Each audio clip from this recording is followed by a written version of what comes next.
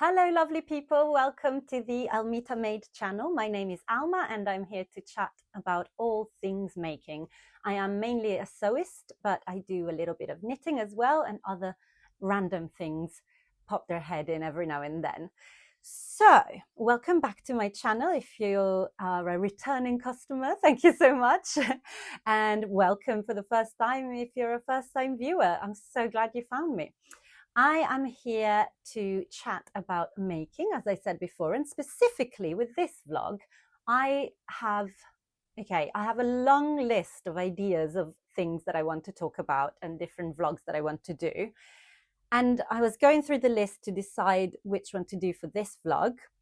And then I realized that we're basically about to start May, which is a big month in the making community, definitely the sewing community. And so I thought I should make a vlog about memademay, hashtag.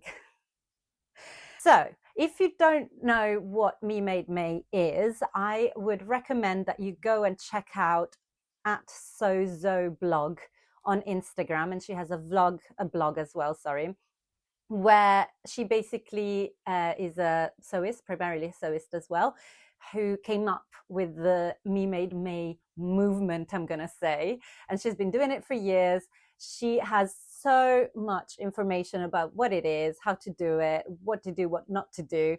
But so if you've never heard of this, go and check that out before you watch this vlog, because I will talk about it in a bit more of assuming that you know what I'm talking about and you're just more interested about finding out how to go about it.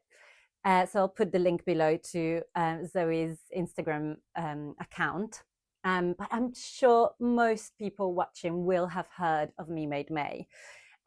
What I'm going to do in this video is talk about how I have taken part in memademay in the past, what I'm thinking of doing this year, and also give you hopefully some ideas of how you can get involved in a way that's not too scary, too overwhelming, too intimidating, because for me, it has been a very, very positive experience. And I'm so happy I discovered memademay when I did.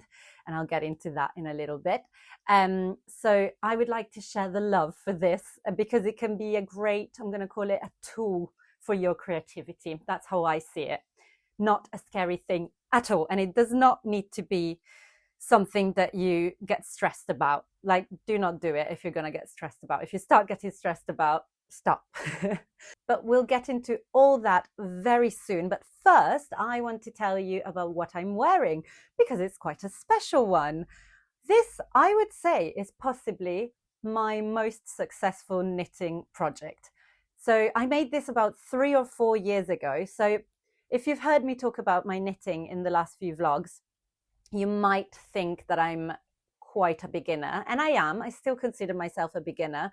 But I did get really into it a few years ago, made 2 jumpers, made socks, and then I just stopped for ages. So now, at present, I feel like I'm getting back into it. But when I wear this jumper or sweater, it's one of those things that I put it on and I think, how did I make that? I'm just going to get a little bit closer so you can see, because the yoke is incredible. Yoke, get it? Okay, this is, I think it's just called Egg Sweater knitting pattern by the Flying Yak. And I remember when I was looking for something fun to knit, I'd made one very standard pullover, jumper, sweater, insert your favorite word there. And I thought I really like that, but now I want to do something that's a bit fun. So I started looking into color work and into stranded color work.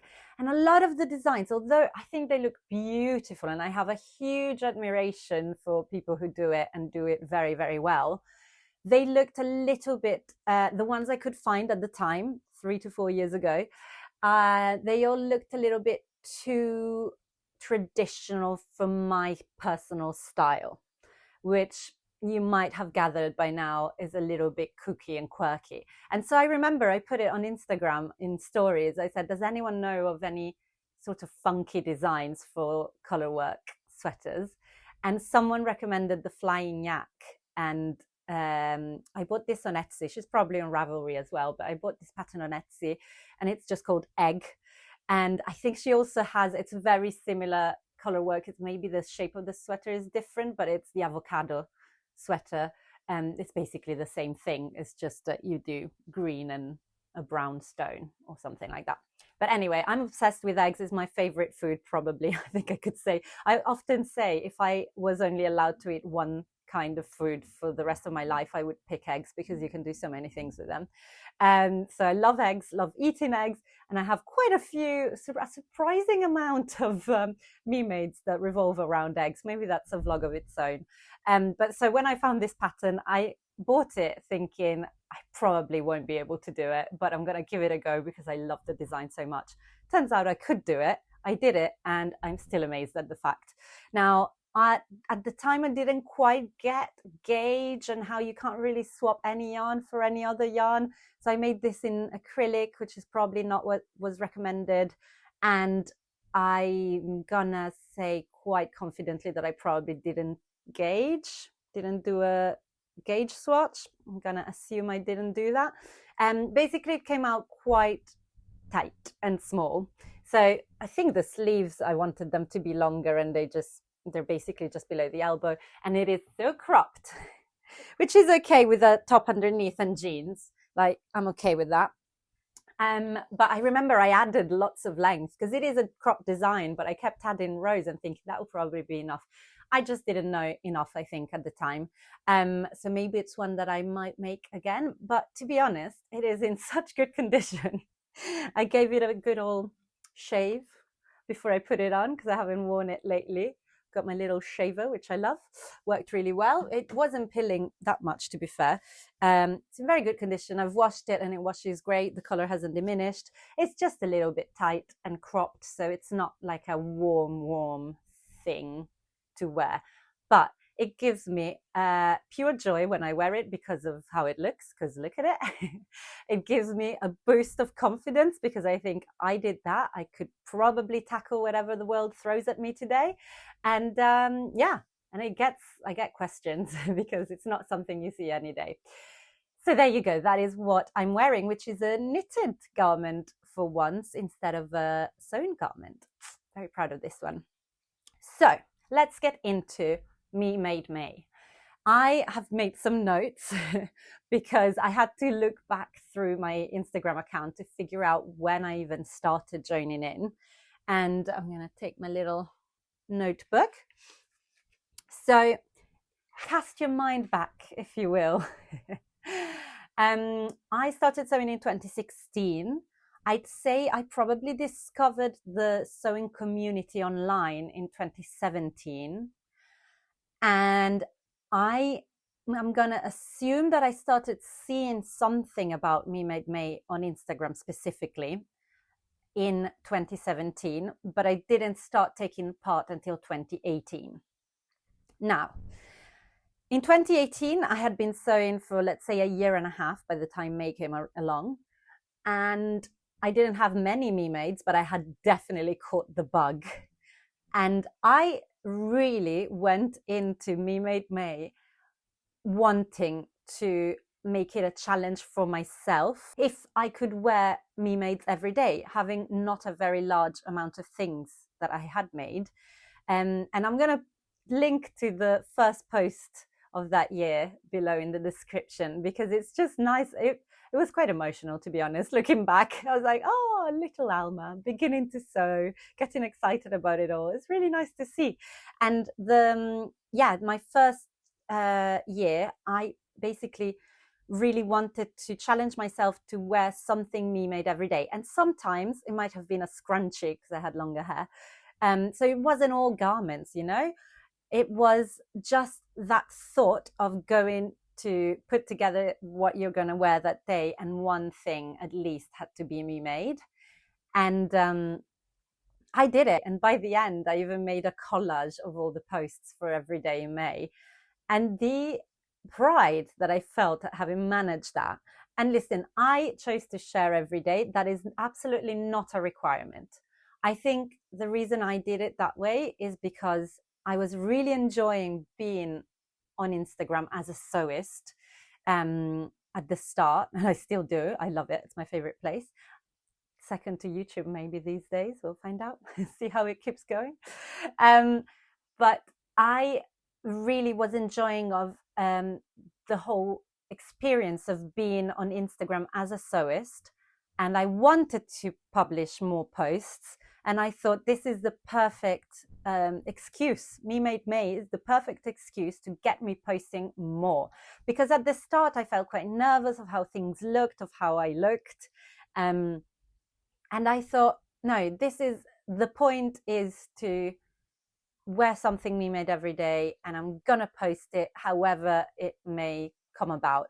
And in that first year, it was definitely all pictures. Reels were not a thing as of yet.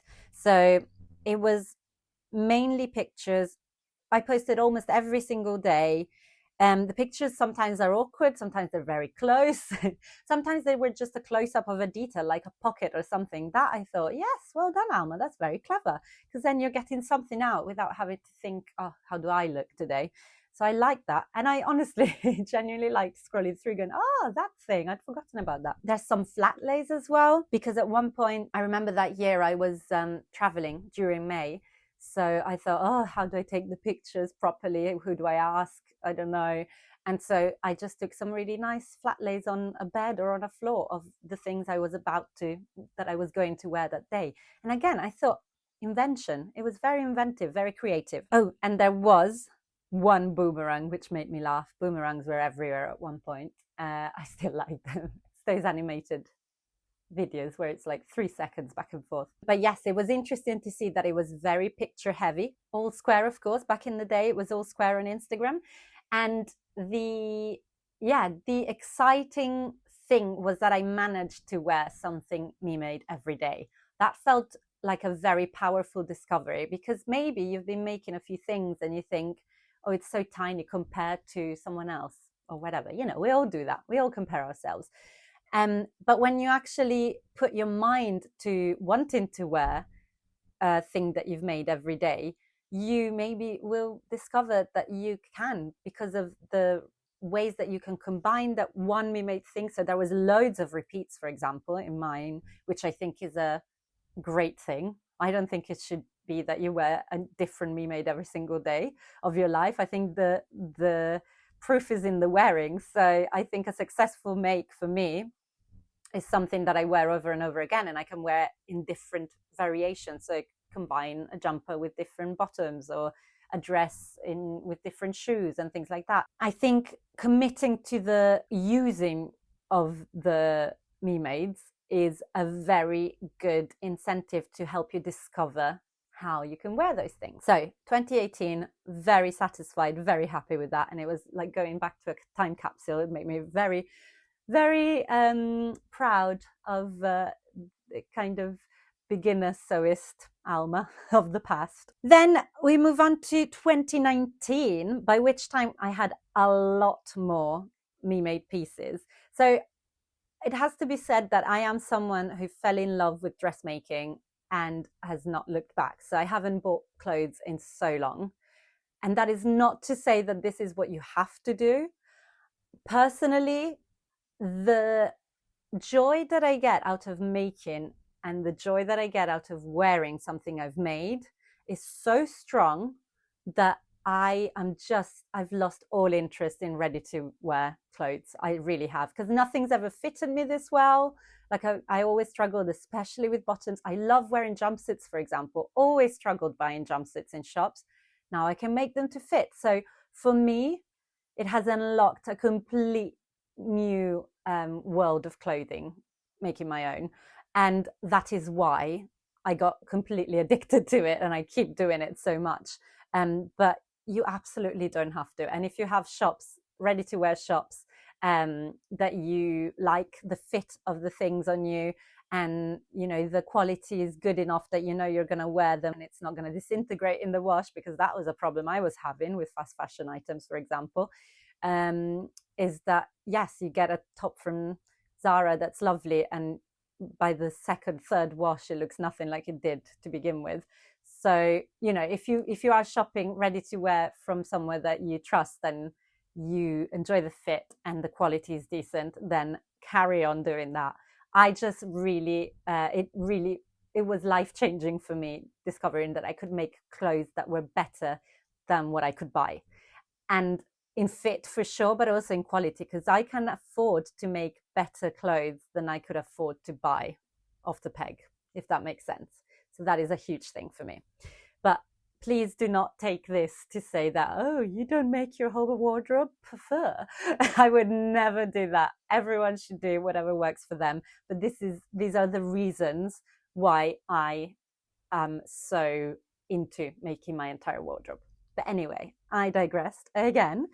So in 2019, by that point, I had a lot more clothes. So you can see it in me documenting the whole thing, which that year I actually pledged to post every day. So the first year was to wear every day, me maids, but I ended up posting most days anyway. The second year I was really determined that it was about the posting. So it was about upping my game in the photographs that I took and how I took them. And you can see that there are some repeats, but it's more varied by that point. And it's very funny also looking back at my grid on different years is to see how the weather was each year for me. So silly, but here in the UK, it can be so variable. So some years you can see that I'm like in a sundress one day and getting a jumper out the next. Like it's quite hilarious, to be honest. It's very up and down. But anyway, in 2019, my pictures get better for sure. By that time, I had bought a tripod and remote, and that was a game changer for taking pictures, because then I didn't have to rely on anyone taking the picture for me. And I started doing what I still do, which is taking about 50 pictures to get one that's okay. And I also started playing with an app called Layout, which it's now useless, unfortunately, because it just does collages, but in a square form. And Instagram's not square anymore, so that's annoying. But I used to do these collages, so split screen, split square, and flip one of them so that I would get a mirrored image. I might put a picture up so you can see what I'm talking about. But that was 2019, I think. I discovered that in that year. And they look really cool. I'm still proud of those. And it was, I was getting a little bit more, creative on what the pictures were like on the frames and things. I also did a collage of 2019 of all the outfits that I posted. So I'm going to pop that up here so you can see it. And again, very, very exciting. And I could tell that I was getting more into posting in general. So after my first Me Made May, you can see that I start posting more and more. After my second Me Made May, even more. So I got into the habit of taking the pictures and posting them and writing about the makes. And I think I got better and better at it just because I was doing it more and more. And yeah, I think I also was following more people, was getting more followers, nothing huge, but it just became more interactive. So when you post, someone else chats to you about it, then you go and look at their Me Made May post of the day, and you discover new styles, new people, new patterns. Definitely, that's a great thing out of Me Made May, but we'll get onto that in a little bit. Oh, and a side note here, just because in my previous vlog, I talked about only sewing for people who are deserving. While I was scrolling through and I got to 2019, beginning of 2020, I found a picture of some drawstring bags that I'd made for my cousin's kids back in 2019. And I'll put a picture up. Adorable little drawstring bags, nothing crazy, but they had presents inside. But the bag itself was really cute in this astronaut like spaceman fabric. And I just went to see them because they came to London, and I went to see where they were staying. And my cousin went, oh, look, do you remember this? And one of the kids still has the drawstring bag and used it to pack some things for this trip. I almost cried, honestly. That is beautiful. It's just a little drawstring bag that was basically, instead of paper wrapping a present, I just made a bag. And the fact that this 10-year-old that was 5, I mean, it's probably due to the mum, of course, but it's still so cute, so adorable that bag still exists and is still in use. And that is why those people are going to get more handmade presents from me. Close the side note. So then we get to 2020, which, as we all know, was a very different kind of year. And it's very interesting to see that my very first made photo of 2020, I'm wearing a handmade mask, face covering. So yeah, very different times, extremely different times. We were in lockdown. I was still working, not every day, but I had to go into work a few times a week. I was cycling, so that changed my lifestyle a lot. So I was cycling an hour there, an hour back. I would never do that again. That was a lot on my body, going from nothing to that. But you know, we got through it. But the cycling meant that you see a few pieces that are quite sporty and like cycling related in that Me Made May, which is again so interesting. It's a documentation of life at the time. And yeah, so some cycling tops, lots of like I don't know, joggers and things like that, because yeah, my day-to-day life had changed quite drastically. I think I definitely posted a little bit less, and it was more chaotic. And yeah, the style, it was less pretty things, it was more useful things that I was sewing. And I didn't do a collage at the end, which tells me I think my head was just in other things, as what it was for all of us, I'm sure. But you can just tell a shift in mood, let's say, in posting mood and making mood. However, it looks like I kept posting a lot more frequently after Me Made May. So that was nice to see. And then we get to 2021, and Reels become a big part of my life on Instagram. It's so funny. It just shifts completely. And so 2021 was a lot of Reels. It was a lot of more creative posting on my part. You know, with Reels, you can use music.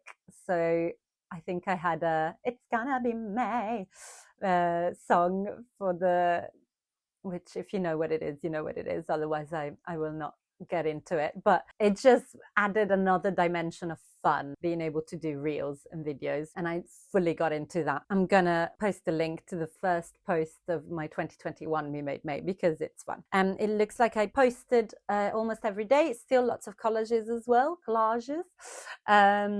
but yeah, video is becoming a bigger thing. We then get into 2022. And this was a slightly different year again for me, because first of all, on the 1st of May, 2022 is when we got Roy, my beautiful boy. Our dachshund came into our lives, and you can tell that my head was not at all into sewing for the first few weeks. Like, it was intense. If you've ever had a puppy, you know what I'm talking about. So it just, like, sewing, but especially posting, took a back seat. Also, in that same month, I'd started working at Sew Over It by then. And at the same, in that month, it's when we did the first big sew off, which is a charity event.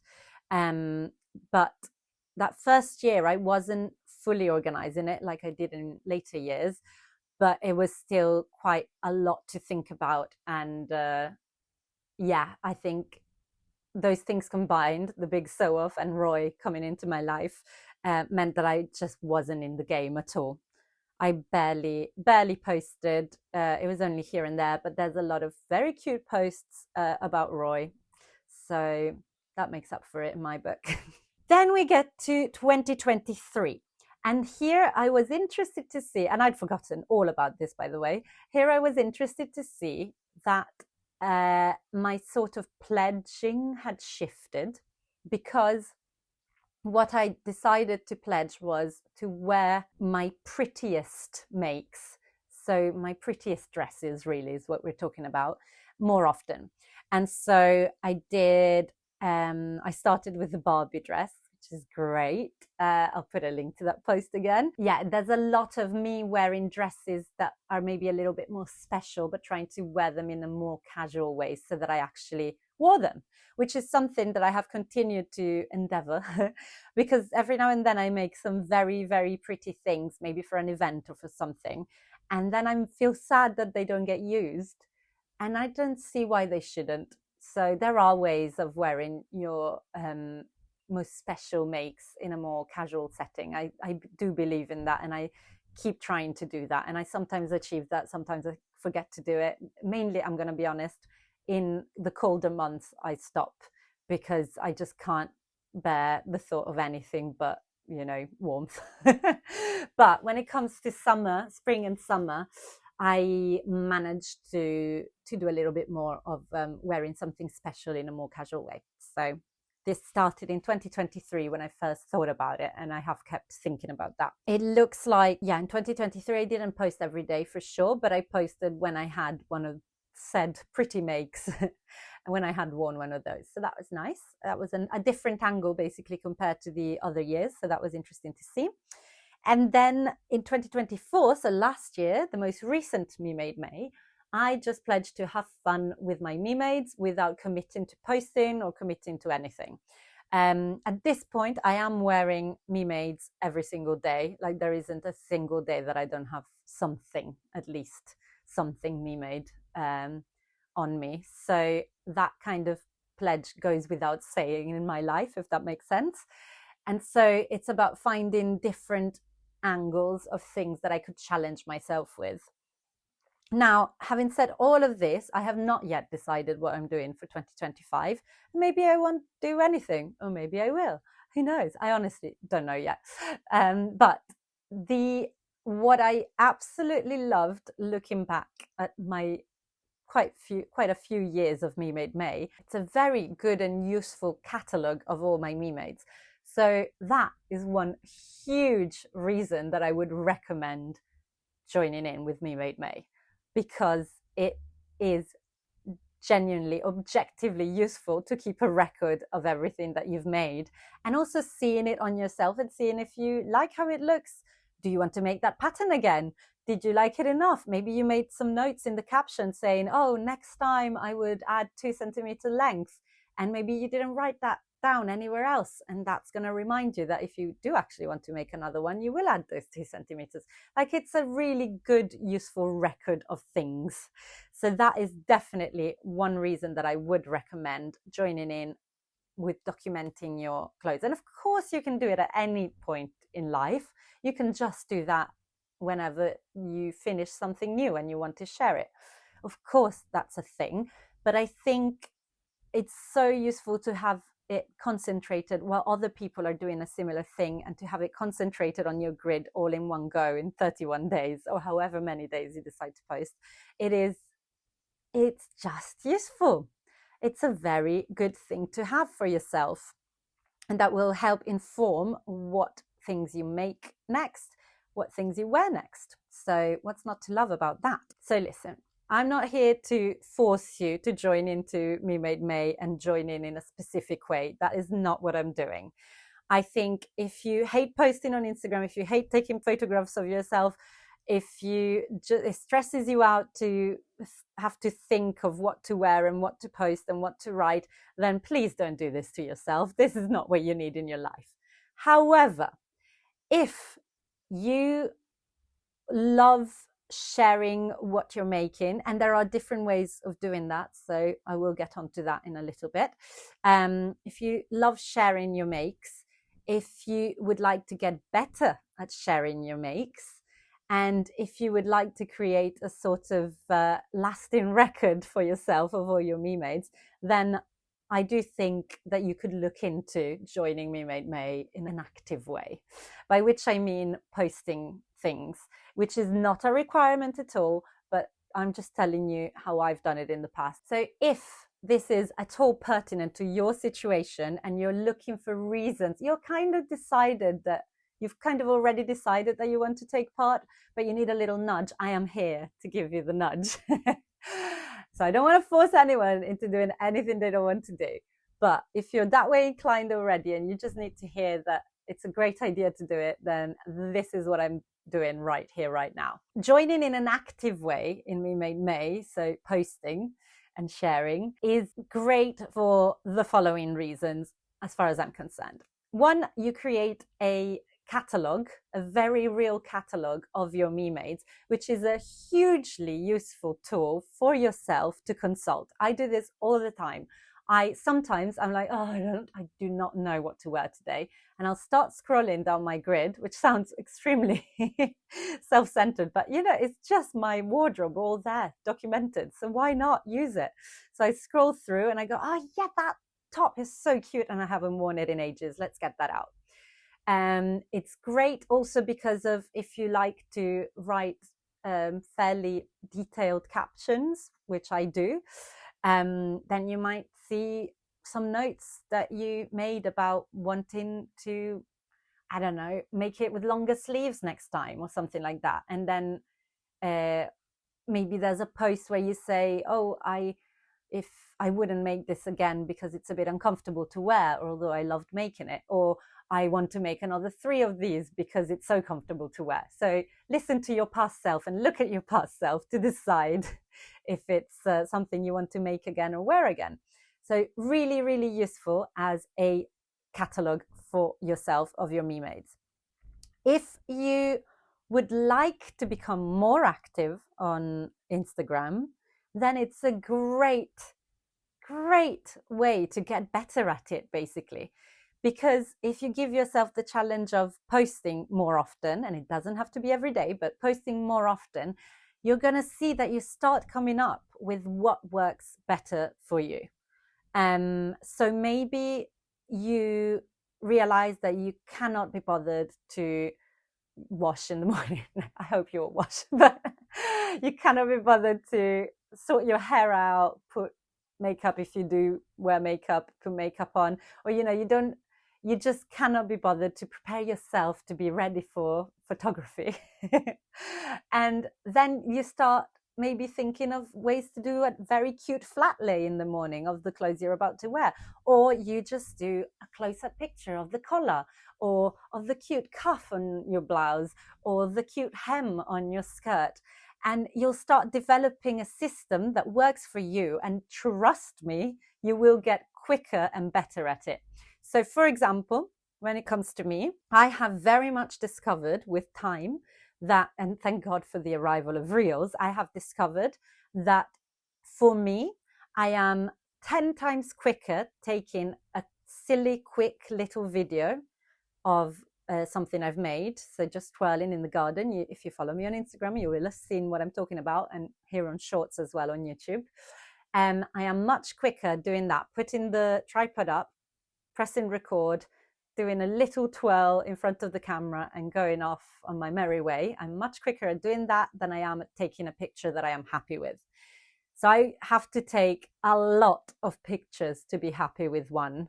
And, I still do that. I still take a lot of pictures to get a cover for my Reels. And I would absolutely recommend to everyone, if you don't do this already, take a separate picture to use as the cover for your Reels. That's a whole other subject that we might get into it at some point, but it just makes your life easier. Take a separate picture. But anyway, it takes me so much longer to take one still picture that I am happy with than it does taking a quick, silly, quick little video. And so I discovered this by doing memademay and sharing things and doing it every day. I'm like, oh, I've just done that video so quickly, instead of going, oh, I don't like my face in that picture. I don't like how my hair is lying in that picture. In a video, it's just quick. And I do, for myself, I feel like it's way more about the clothes rather than the face and the person. So there's something like the attention, the focus for me shifts in a video. It becomes way more about the clothes, which means I'm thinking about the clothes, not about what my face is doing. And I think I look more relaxed rather than posing. And yeah, so that is not going to work for everyone, but I'm just telling you that I discovered that about myself, about what's quickest and easiest and best for me by doing it. So doing lots of pictures and then doing lots of videos, I discovered that I like this. But for you, it might be that you love taking work in progress pictures instead. And memademay could absolutely be, you could pledge to do pictures of work in progresses. That would be fascinating to look at. Great.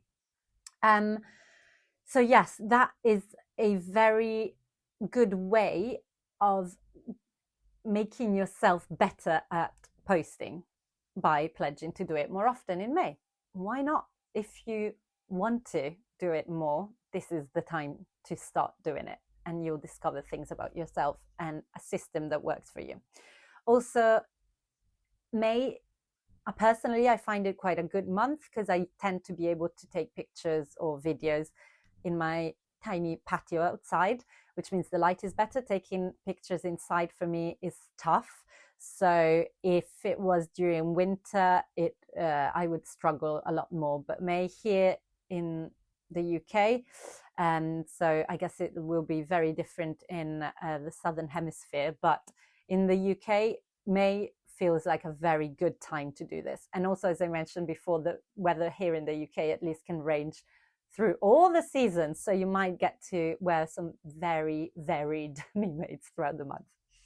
But anyway, so that is another, if not the biggest good reason to do Me-Made May in a very active way. Now, the other thing, and annoyingly, Instagram doesn't let you follow a hashtag anymore, which is probably how I discovered most of the people I follow, was by following the Me-Made May hashtag every year. Now you can't follow it, but you can still search the hashtag and look through it. It won't show you every single result, and I do not know why. It's very frustrating, but you will get to see lots of people, and you might discover someone whose style you gravitate towards, or maybe who looks like they have similar proportions to you. So you might like to see some patterns on them because it might resonate with how they would look on you. That is so useful. And, I get suggested profiles to follow, and very often they're very good suggestions and I end up following them. But I do love a little bit of research and deep dive. So having a look, searching for the hashtag, which I imagine this year will be Me-Made May 25. I'll check. But anyway, the hashtag is very useful to discover new people. And I would say that if you can, you should comment if you like someone, you should follow if you like someone's style, if you like someone's skills or whatever, because it is such a great time to make new connections. And I would say that it's something you should do anytime during the year, but I feel like maybe people might be a bit more open to engaging with each other during Me-Made May, because it's like a time where we're all doing something similar. So there's a nice little thing. And of course, even if you're not taking part actively in Me-Made May, you can definitely do the following and the searching of the hashtag, because why not? You'll end up with a very fun, newly refreshed feed, which is no bad thing. But yeah, personally, I feel like there's a lot of pluses. There's a lot of positive things that can come out of joining Me-Made May. And as I've said, I'm not sure how I'm going to join this year. I would probably like to post most days, I'm going to say. And maybe actually, as I talk, I'm thinking maybe I could move it onto YouTube even more than Instagram for myself. And so I've been posting shorts here on YouTube since I started a few weeks ago. And I would like to keep the momentum going. And maybe Me-Made May could be finding new types of shorts that I can film that don't take me too long, but are still satisfying to post and hopefully for people to watch. Like, for example, I posted a little video of the zip of that leopard print bag that I was making. And that got so many views, which blew my mind. So maybe it's for YouTube rather than Instagram. That's the kind of content that I should give a go to. And maybe Me-Made May could be a good excuse to try and film little things like that. And it's just maybe showing the nitty-gritty details of a make or a work in progress. That could be. Thanks, guys. You've helped me come up with my pledge for this year. But don't tell anyone. I don't want to be held responsible. I'll attempt. I'll try. I'll do my best too. Okay? We'll stand with that statement. But yeah, listen, if it sounds like your nightmare to join Me-Made May, then please don't do it. Don't do it to yourself. Do not add more stress to what everyone's lives are full of stress already. You don't need another one. But if you're leaning towards wanting to and you just need to hear that you should do it, then take this vlog as that. encouragement that you needed, a little push, because I'm gonna say you're not gonna regret it. And if you keep in mind at all times that it needs to work for you, so do not let it take over your May mornings, please. Do not let it do that. But you know, if you can work out, and that working out will unlock some kind of different creativity that will make you do things maybe in a different way that you hadn't thought about before, and it might become your go-to way of doing things. And how cool would that be? Because then you can carry it on way beyond May and get into the habit of doing it more and more, if that is something that you want to do. Anyway, I feel like I've chatted to you long enough. I've chewed your ear on the subject, but I hope that whatever you do with Me Made May, you will at least carry on making and chatting about making. And I will see you next time. Bye. Oh, yuck. That's cold. Okay.